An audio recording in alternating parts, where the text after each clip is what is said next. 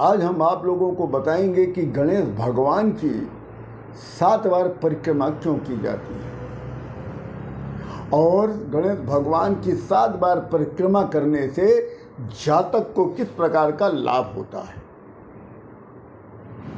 इसकी एक छोटी सी भी कथा है, पहले कथा सुन लें तो उसके बाद हम आपको इसका वैज्ञानिक और आध्यात्मिक स्वरूप को समझाते हैं। एक बार जब गणेश भगवान और कार्तिकेय भगवान दोनों लोग विवाह के योग्य हो गए, तब शंकर भगवान और पार्वती माता ने इन लोगों के साथ एक शर्त रखी थी कि जो दोनों में से जो पृथ्वी की परिक्रमा करके शीघ्र आ जाएगा, सबसे पहले उसका विवाह होगा। तब कार्तिकेय भगवान तो अपने मोर वाहन के साथ चले गए, मगर गणेश भगवान एक तो छोटा कद और एक उस पर उनका उधर जो पेट है ज़्यादा बड़ा हुआ और उनका वाहन भी बहुत धीमी चाल चलता है, चूहा मूसक। तब कार्तिकेय भगवान ने यही सोचा कि मैं तो जल्दी करके आ जाऊंगा, शीघ्र ही आ जाऊंगा परिक्रमा करके और मेरा विवाह पहले होगा। परंतु गणेश भगवान बुद्धि के देवता, इसीलिए उन्होंने क्या किया, अपने माता पिता अर्थात पार्वती माता और शंकर भगवान को एक दिव्य आसन पर बिठाकर उनकी 7 बार परिक्रमा कर दिया। तो 7 बार परिक्रमा करने का एक अर्थ होता है कि 7 बार अगर अपने आप लोग अपने माता पिता का परिक्रमा करते हैं तो आपको एक बार पृथ्वी की परिक्रमा करने का पुण्य की प्राप्ति हो जाती है। यही रहस्य गणेश भगवान की 7 बार परिक्रमा करने का है। अब आइए हम आपको इसका आध्यात्मिक स्वरूप और वैज्ञानिक स्वरूप दोनों बताते हैं कि गणेश जी की 7 बार परिक्रमा करने से जातक को शिव जी और पार्वती माता दोनों की प्राप्ति हो जाती है। एक तो उसको पुण्य मिलता है पृथ्वी की परिक्रमा करने का और दूसरा पुण्य उसको मिलता है कि शिव जी और पार्वती माता का दोनों का सानिध्य प्राप्त होना, दोनों की कृपा प्राप्त होना, और गणेश भगवान की कृपा तो प्राप्त ही हो रही है। तो गणपति जो देवता है वो सभी देवताओं से पहले पूजे जाते हैं। ये भी वरदान शंकर भगवान और पार्वती माता ने दिया था, तभी ये सबसे पहले पूज्य हुए। अब 7 बार परिक्रमा करने का इनको जो लाभ हुआ महाराज, उसका स्वरूप समझे आप। ये बहुत ही रहस्यमय स्वरूप है। शक्ति अर्थात देवी माता, जगदम्बा माता, पार्वती माता, जिस स्वरूप को आप सोच लीजिए, शक्ति जो है मूलाधार चक्र पर स्थित है। शक्ति जो है मूलाधार चक्र पर स्थित है और शंकर भगवान सहस्त्रसार में स्थित हैं। इनकी परिक्रमा 7 बार करने से मनुष्य का सहस्त्रसार जागृत हो जाता है। तब शिव और शक्ति का मिलन होने का योग बन जाता है। गणेश भगवान मूलाधार चक्र के स्वामी हैं, जिनका प्रतिनिधित्व मंगल ग्रह पृथ्वी तत्व द्वारा किया जाता है। ये आध्यात्मिक योग साधना का प्रारंभिक बिंदु है। गणेश भगवान का जो सूंड है, वो बाईं ओर का जो सूंड है वो ईड़ा नाली का प्रतीक है और दाईं ओर का जो सूंड है वो पिंगला नाड़ी का प्रतीक है। अब आपको हम 7 बार परिक्रमा करने का रहस्य बताने जा रहे हैं। इनकी जो प्रथम परिक्रमा होती है, जो भी जातक गणेश भगवान की पहली परिक्रमा करता है तो शिव पार्वती के चारों ओर गणपति की ये प्रथम परिक्रमा है।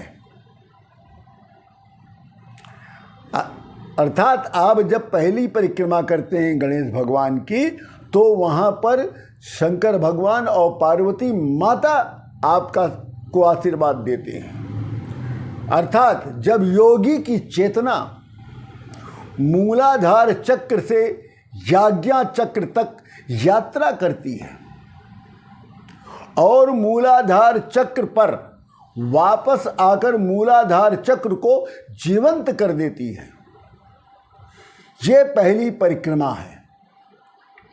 दूसरी परिक्रमा मूलाधार को स्वाधिष्ठान चक्र तक उठा ले जाना और ले जाकर वहां पर स्थिर कर देना। दूसरी परिक्रमा जो होती है, मूलाधार को स्वाधिष्ठान चक्र तक उठाकर वहां पर ले जाकर स्थिर कर देना, यह दूसरी परिक्रमा है। अर्थात दूसरी परिक्रमा क्या अर्थ है इसका, कि स्वाधिष्ठान चक्र से याज्ञा चक्र तक और वापस स्वाधिष्ठान चक्र तक करने के लिए की जाती है। स्वाधिष्ठान चक्र जल तत्व भवसागर भावनाओं के सागर का प्रतिनिधित्व करता है। यह हो गई दूसरी परिक्रमा। अब तीसरी परिक्रमा गणेश भगवान की। तीसरी परिक्रमा तब शुरू होती है जब योगी की चेतना स्वाधिष्ठान चक्र से मणिपुर चक्र तक उठती है और वहाँ से ऊपर की ओर याज्ञा चक्र तक चली जाती है। उसके पश्चात मणिपुर में अग्नि तत्व को प्रज्वलित करने के लिए वापस वो मणिपुर में आती है।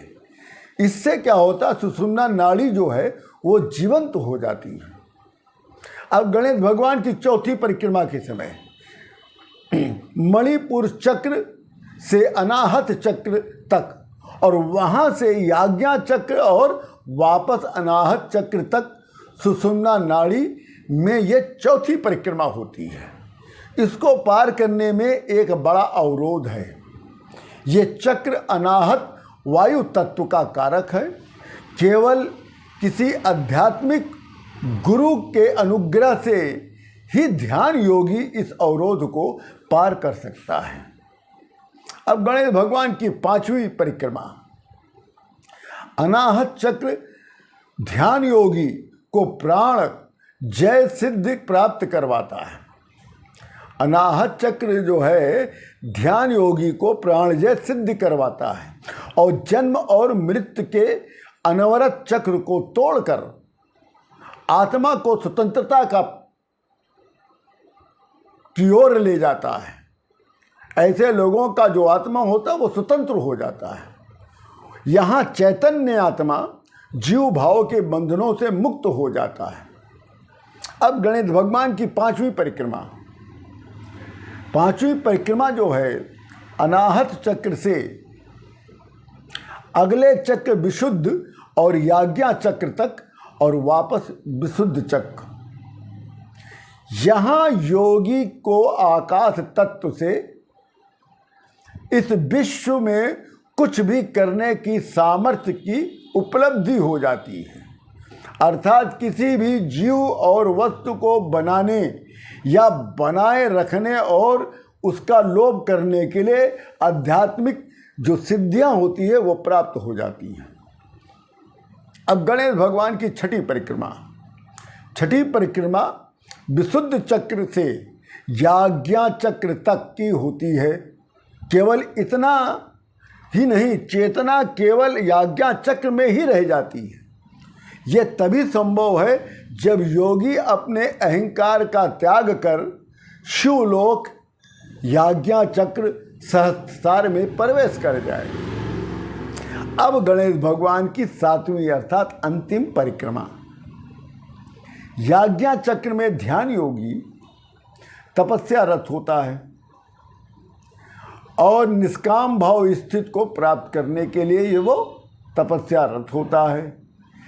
यहाँ समय का शमन होता है, लेकिन सिद्धियों का प्रलोभन इस योगी को अस्थिर करने की चेष्टा भी करता है, और लगभग सभी योगी पराभाव में से पुनः निम्न चक्र में गिर जाते हैं।